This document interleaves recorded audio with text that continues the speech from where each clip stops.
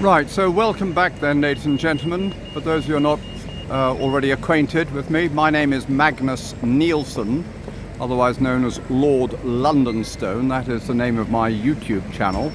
And I think before I continue, I need to say that my name really isn't Lord Londonstone, and I'm aware that in this country you can get yourself into very serious difficulties with the College of Heralds if you go around pretending to be a member of the nobility, which I'm certainly not. But I use the name Lord Londonstone for my YouTube channel. And what I'm doing at the present moment, ladies and gentlemen, is I'm tracing the murders that were committed by Jack the Ripper in 1888. And what I've just done is come out of Liverpool Street Station, and at the present I'm in a place called Bishopsgate, properly called Bishopsgate Without, or that's to say the street which is just immediately outside the old Bishopsgate, which once used to stand a little bit further down where that red bus is. This street was the Roman road that was laid out between Londinium and Eboracum, now the city of York, much further north. And around here, on either side of this street, there were Roman graves, and some of these are still being excavated to the present day. However, as I say, further down the street where you have Bishopsgate, you had a gate in the old Roman wall of London, which was repaired by King Alfred of Wessex in the year 886, and he declared that all the people passing through Bishopsgate should pay a toll which would go to support the bishop and the clergy and St Paul's Cathedral. So just a little way down here, just before you get to Bishopsgate, over on the right you have the Church of St Botolph's Bishopsgate, just as you have a Church of St Botolph at Aldgate and at Aldersgate. Now looking round, turning round here, what you can see is Bishopsgate Police Station. And this is a station that was built for the city police. They operate quite independently of the Metropolitan Police, and it was redesigned in the 1930s. Catherine Eddowes, the lady who fell victim to Jack the Ripper, was held here on the night of the 29th of September 1888 from 8 in the evening through until 1 o'clock. She was drunk at the time and she had to sober up. She made such a nuisance of herself in the police station, they let her out at 1 o'clock. She said that she was going to an address in Spitalfields. That wasn't her intention at all. Instead of turning right, she turned left, and what she did is make her way all the way down to the Church of St Botolph's, Aldersgate, where she had the misfortune to meet Jack the Ripper. Right, so just before we leave here and move on, just making our way up this street, you have after about half a mile or so, you come to a place called Shoreditch, which was one of the old villages of London. But before you get there, let's say about a quarter mile up the road, you come to Great Eastern Street.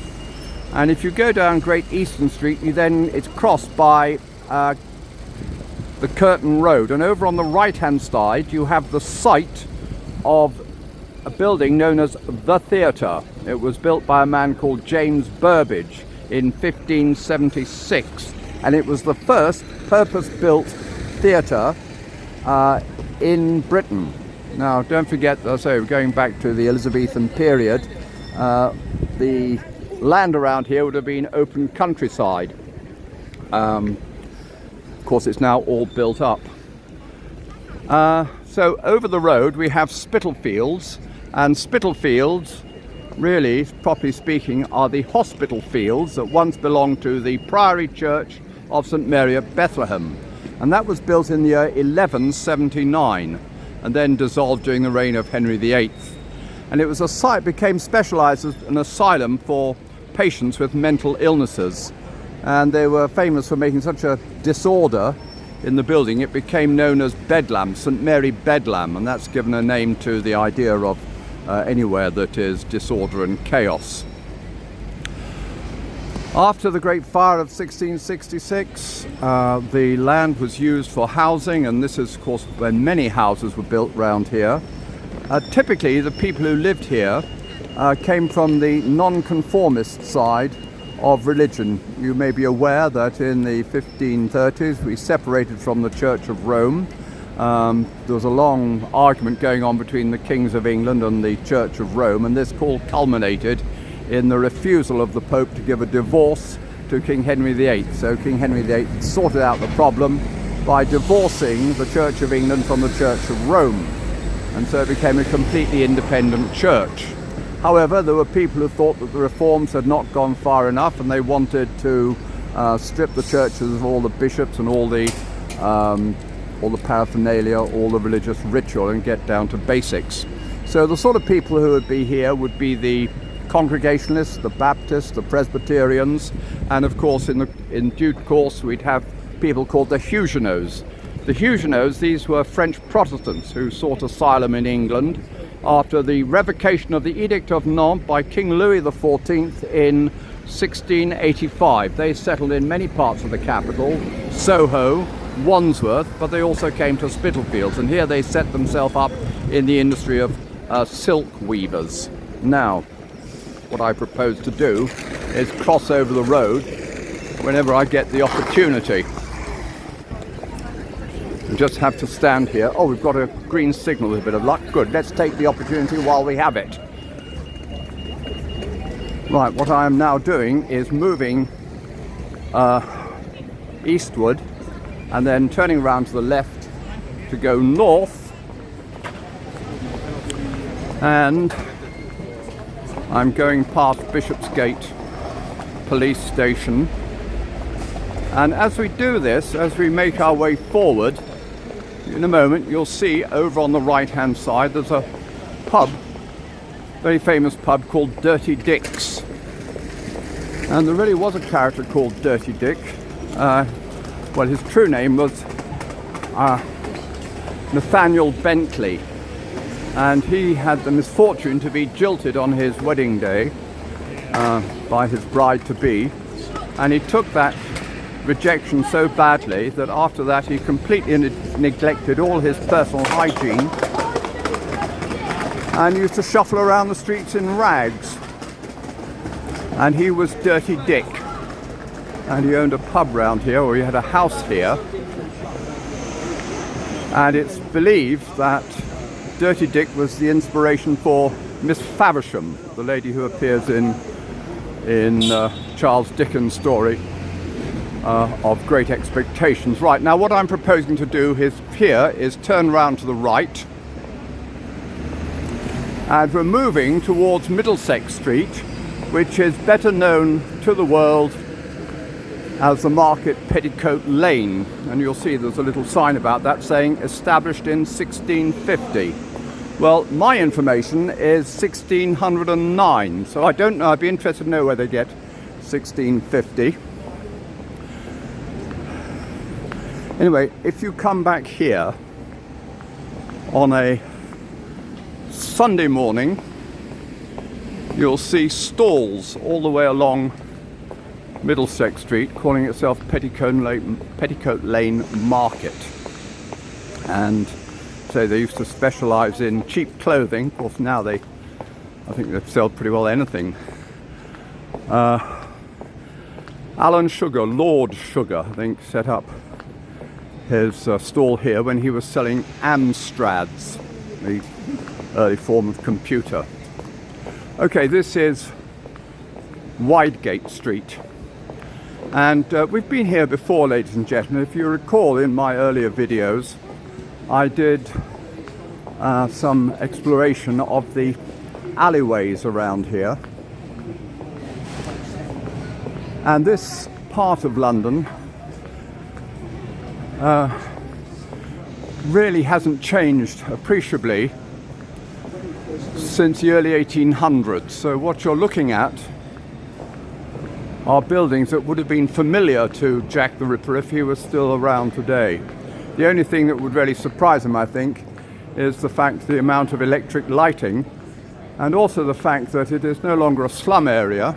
it is actually quite a smart and chic place to come out and to dine and drink, especially favoured by those people who work in the City of London, and they come out here in the evening. So we're now going to make our way round here. This is what? This is Artillery Passage.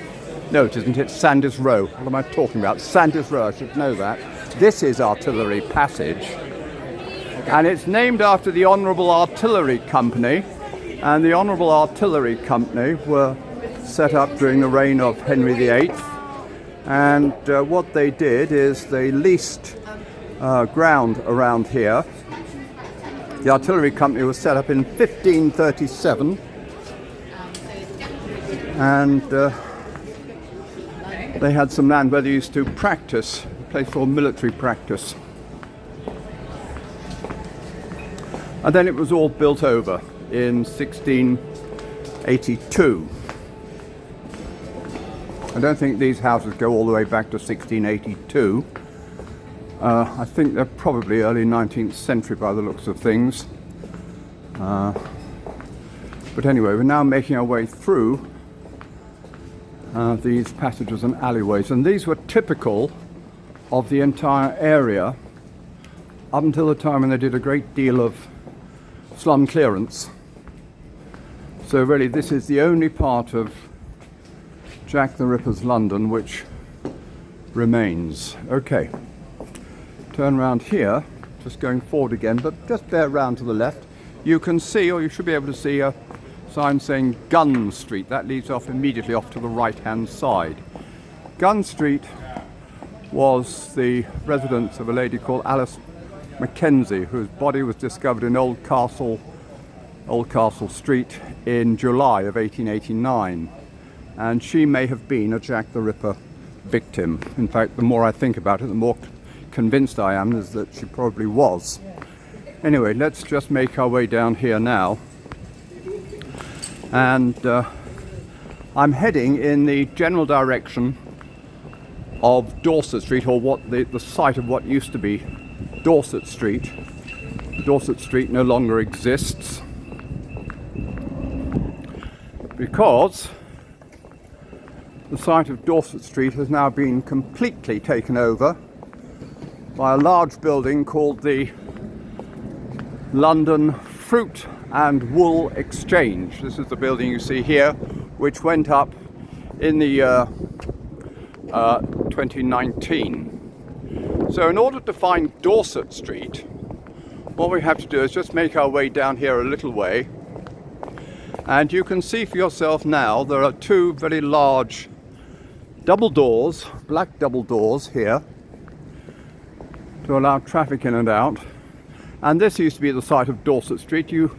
Dorset Street I point out to you because Dorset Street has a long story. It was originally laid out as Datchet Street by a man called William Wheeler, who was the landowner around here. He came from the village of Datchet in Berkshire, and he called it Datchet Street originally, but somehow the name got corrupted into Dorset Street, and it was Dorset Street for ages and ages.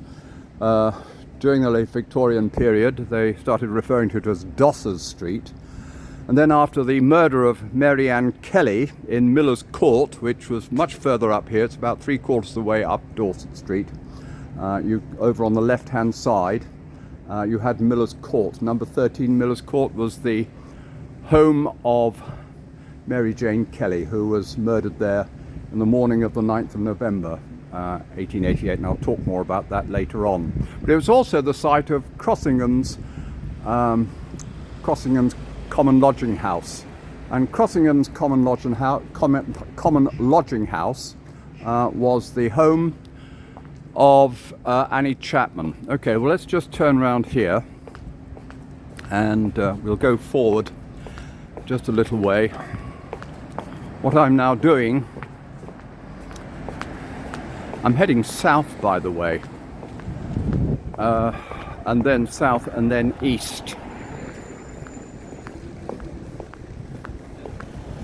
We're coming into White's Row, And leading off White's Row, you have a little street called Tenterground. Tenterground was land which was laid open for the purpose of drying cloth after it had been fulled. Well, they'd have these fields, and Tenterground, this before the houses were built here, new cloth could be stretched out between tenters, that's to say on tenter hooks. Anyway, White's Row. Now then, got things to say about White's Row.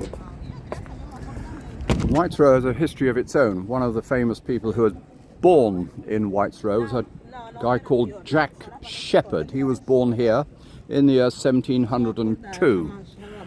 And Jack Sheppard was apprenticed to be a carpenter, but in his late teens he turned to a life of crime, and he was put in prison. They put him in prison 4 times, and he escaped every time. And then eventually on the 5th time they put him back. This is in Newgate Jail. They could put a 24-hour watch on him to make certain that he couldn't escape again. And after that he was taken off and he was hanged at Tyburn in 1724. Now it was during the years of his, or the days of his imprisonment, that all the celebrities of London came out to see Jack Sheppard, amazed at the escapes that he was able to make. So he became quite a celebrity, and of course he enjoyed the celebrity. He managed to escape for a 4th time, and what he should have done, of course, was leave London, hopefully get a boat to Holland, I suppose, and then from there go and get another ship to the American colonies, and then go and live the rest of his life out. He chose not to do that. What he did instead was he hung around, and eventually not the police, but the people, the forces of law and order caught him again, and they took him off back to Newgate, and then eventually they took him to Tyburn, and he thoroughly enjoyed it. I mean, he had a crowd there of 50,000 people came out to watch his hanging. It was like a rock star. It was fantastic. Probably didn't really like the last few moments of it, but anyway, that was Jack Sheppard. And he was the inspiration for an urban legend that was very popular in Victorian times, called the urban legend of Spring-Heeled Jack. Now, Spring-Heeled Jack was actually not Jack at all. It was Henry Beresford, the 3rd Marquess of Waterford. He was an Irish peer and lived from 1811 to 1859. And he was noted for committing all sorts of childish pranks. He'd dress up in a top hat and a cape. Then he'd wear a devil mask, and he'd cover his face in phosphorus, so he'd look quite alarming. And then he'd hide behind a corner, then suddenly leap out in front of any hapless teenage girl that happened to be passing by. He wasn't going to do anything dreadful, or he just used to laugh his head off when she used to run away screaming. But anyway, that gave rise to this legend of Spring-Heeled Jack. The fact was that other people took up the idea, and then you'd hear of Spring-Heeled Jack in other parts of London, then Spring-Heeled Jack in other cities around the United Kingdom, and it became a feature of the Victorian melodrama. You had this character called Spring-Heeled Jack who'd suddenly descend onto the stage from the flies, being sort of supported by wires, and he'd go and commit some horrible piece of mischief, then he'd be lifted up into the air again. Anyway, that was Spring-Heeled Jack, and I say it was just one of these urban legends that stuck, and that's where I think we get this name Jack the Ripper, a man who was noted for his elusiveness, his extraordinary elusiveness, as Walter Dew said of him. Now, just before we leave, I'll walk up here, because White's Row, number 8 specifically, was the home. Well, it was a common lodging house again, where a lady called Annie Milwood used to live. And on the 25th of February 1888, this is going back really long before the canonical murders, and even before the murder of Martha Tabram. She said she went to the Whitechapel Infirmary complaining that she'd been attacked by a man who had stabbed her with a penknife, and stabbed her in the legs and the lower part of the torso. She survived the attack, and she stayed at the infirmary and then quite suddenly died of natural causes on the 1st of March. But it's quite possible that Annie Milwood is really the first person assaulted by Jack the Ripper. And if you note in my earlier videos, what I've said is that many of the victims used to live more or less in the same neighbourhood. In fact, very close in the neighbourhood. White's Row, Annie Milwood. Further down, as I say, you've got Alice Mackenzie. You've also got round here Annie Chapman and Mary Jane Kelly. And then as we come into Commercial Street, directly ahead of us is Fashion Street. Well, Fashion Street in itself has no direct connection with the Jack the Ripper murders, but going along a little way up here, I better cross since I've got the lights in my favour, so let's just do that now. Okay, right, I'm safely on the other side, and I'm now looking south again. This is Commercial Street. Fashion Street is here on the left. The next street on the left-hand side is now called Lulworth Close. That used to be Flower and Dean Street, and that is where Catherine Eddowes and Liz Stride used to live. And then going beyond that, you have Thrall Street, where Mary Ann Nichols lived, and then not so far away from there you had George Street, which was the home of Martha Tabram. Now, as you can see for yourself, just looking around here, it's all within the same, you get this cluster of victims living in the same local streets. And I think that is significant, ladies and gentlemen, and I'm forming the view that these were the streets where we would find the residence of the person we call Jack the Ripper. Okay, so that's the way my mind is working, at least at the present moment. Right, we'll move on, just turn around now. What we're doing is heading north. We're going past over on the road here. You can see the other side of the London Fruit and Wool Exchange.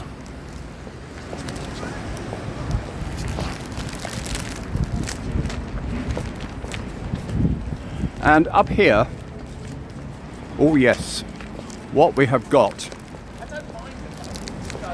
is a very remarkable piece of architecture called Christchurch Spitalfields, and it's the work of Nicholas Hawksmoor. Let's just get a much better view of it. At the present moment we're a bit of a disadvantage with those trees and bushes. Here we are. This is the church,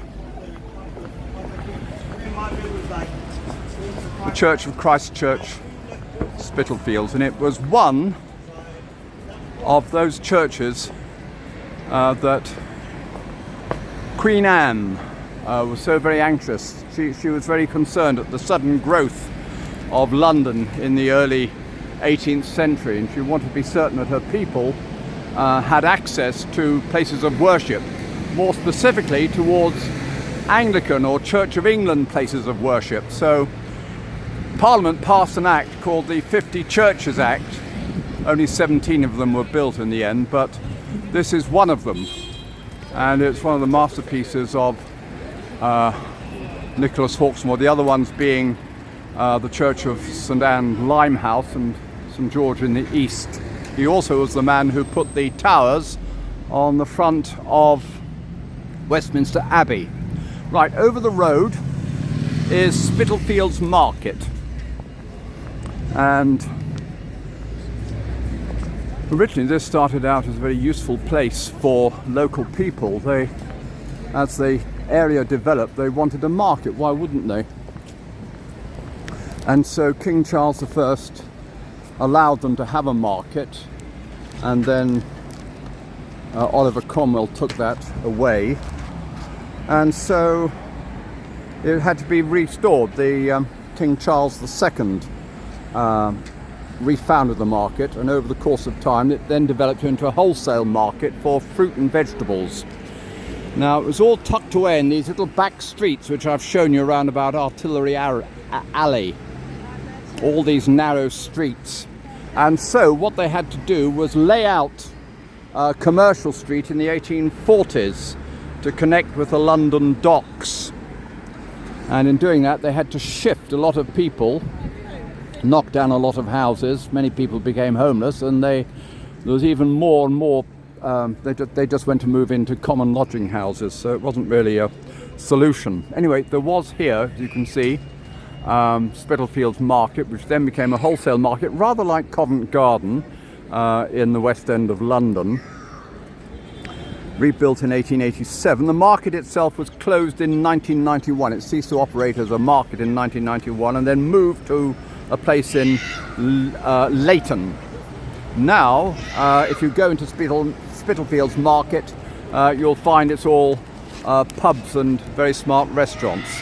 Turning round here to the right, you can see a pub called the 10 Bells, which does have a lot of Jack the Ripper associations. There was a pub here built in the 18th century, and the 10 Bells refers to the 10 bells in the steeple of the church. Now, the pub itself was rebuilt in 1851, so it's a Victorian pub, and it's believed that Mary Jane Kelly used to hang around soliciting the patrons of the 10 Bells, and also Annie Chapman. We don't know so much about Annie Chapman, but I think it's more true of Mary Jane Kelly. Now, what I want to do at the present moment is take you into this part of London to show you the architecture. This is Fournier Street. It used to be called Church Street at one time. And I said that the Huguenots settled in here. These houses date back to the early 1700s. And this is where the silk weavers, the Huguenot silk weavers, used to live. They used to take silk and weave it into fine clothing.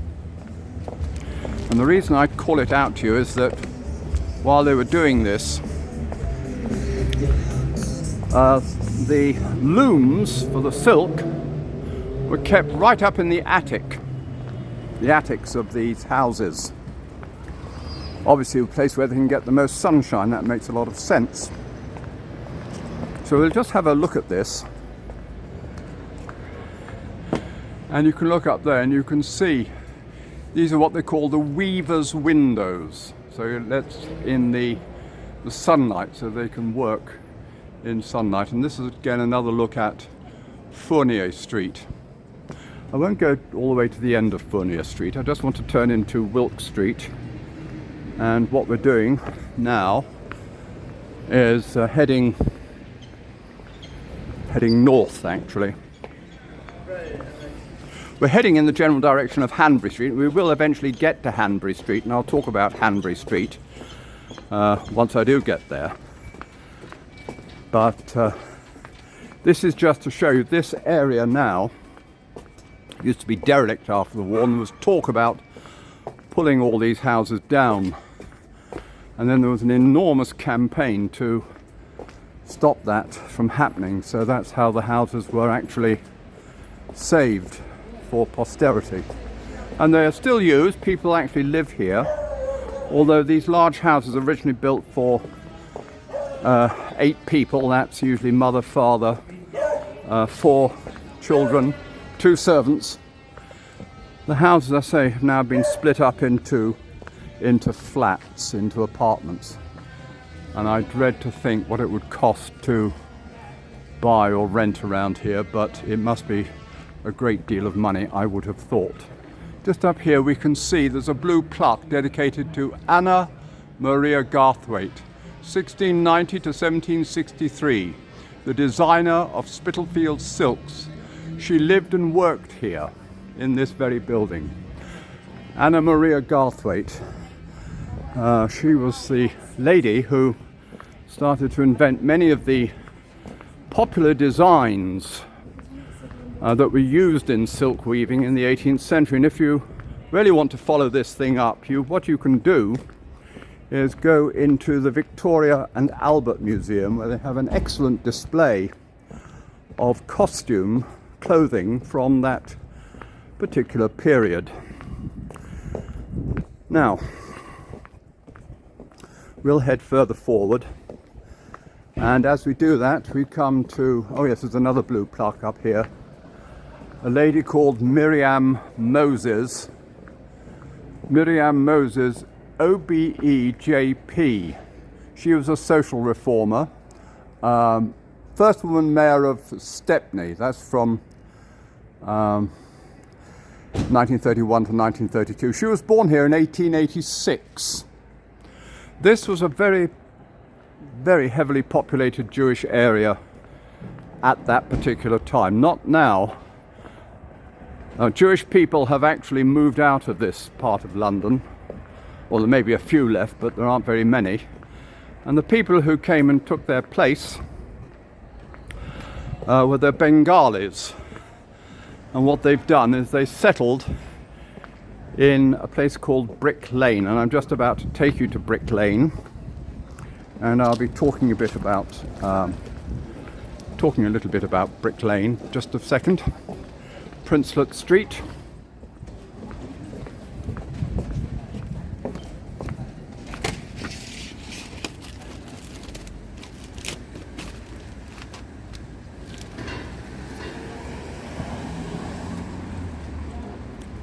Brick Lane is the place where they have all the curry restaurants, and also you have got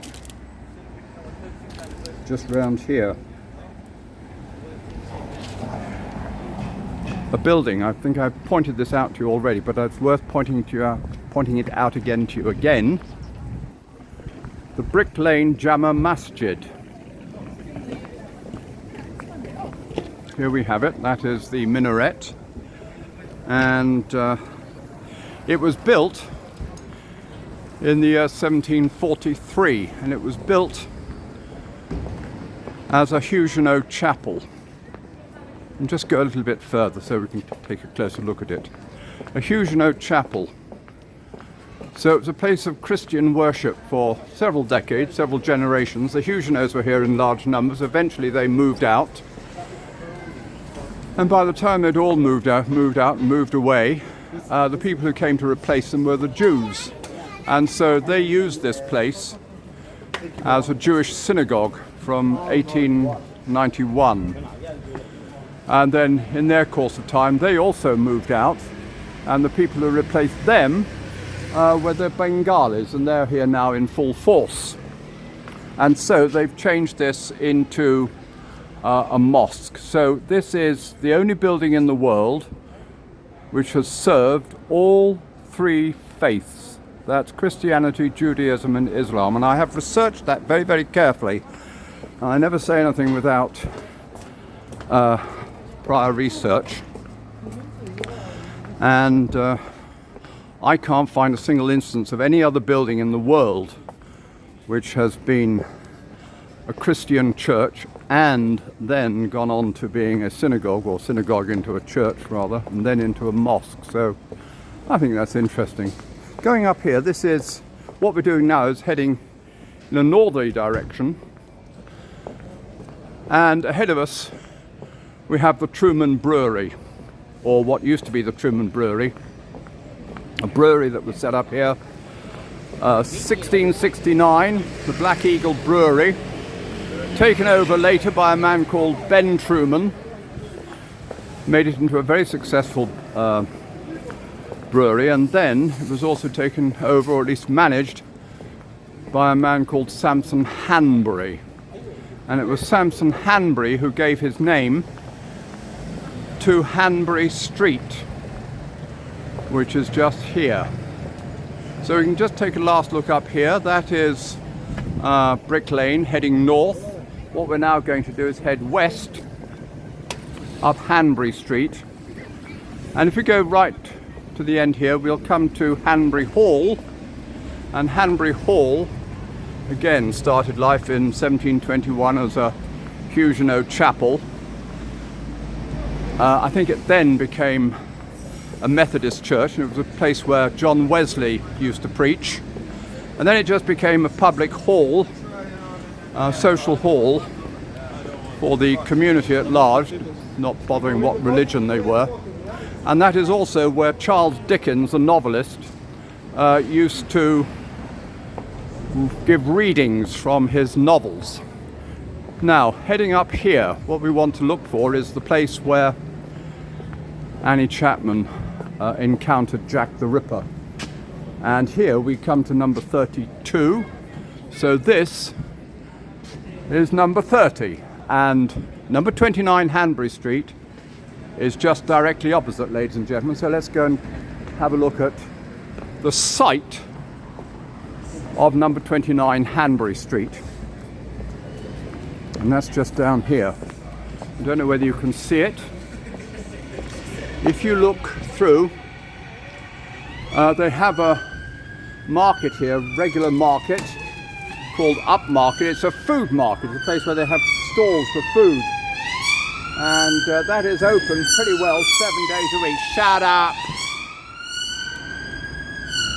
Right, open 7 days a week. Now, Annie Chapman, just very briefly. The house, number 29, must have looked something very similar to this. But it was removed or destroyed in the late 1960s. And what happened is that Annie Chapman's body was cut up in the backyard. Now you had the house and then you had the backyard. If you look there along, you'll see there's a white wall and there's a corner where that man is just going around.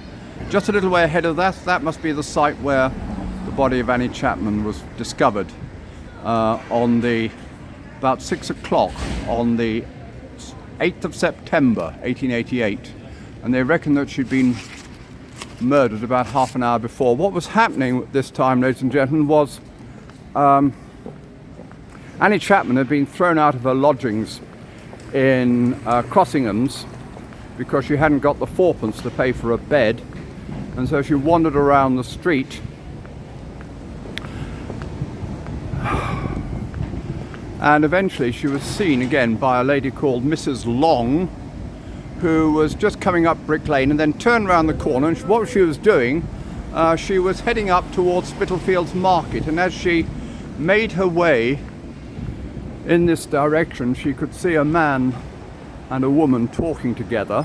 She later identified the woman as being Annie Chapman. The man had his back to her, so she didn't really get a very good look at him at all. But the story was that she said as she went past, she heard the man say, "Will ya?"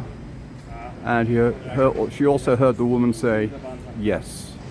Anyway, she didn't want to get involved in that conversation, so she moved off very hurriedly and continued her way towards Spitalfields Market. So, ladies and gentlemen, that is just the background to the murder of Annie Chapman, and I'll be giving you all the gruesome and gory details in my next video.